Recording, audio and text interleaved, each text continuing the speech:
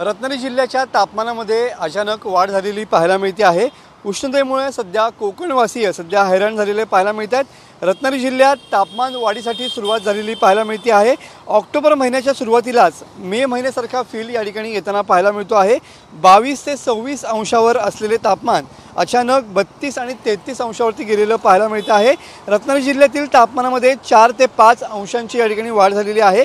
तापमान वाढीमुळे आरोग्य विभागाकडून नागरिकांना काळजी घेण्याचं आवाहन करण्यात येत आहे।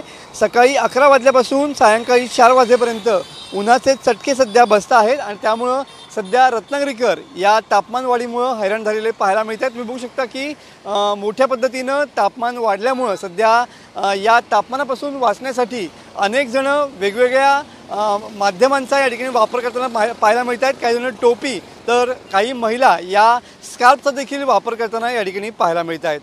कॅमेरामन समित गजनेसह मी मनोज डेले, TV9 मराठी, रत्नागिरी।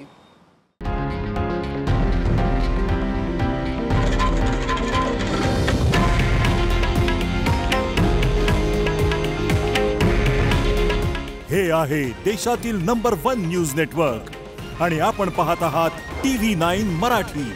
काळजी तुमची, हित महाराष्ट्राचं।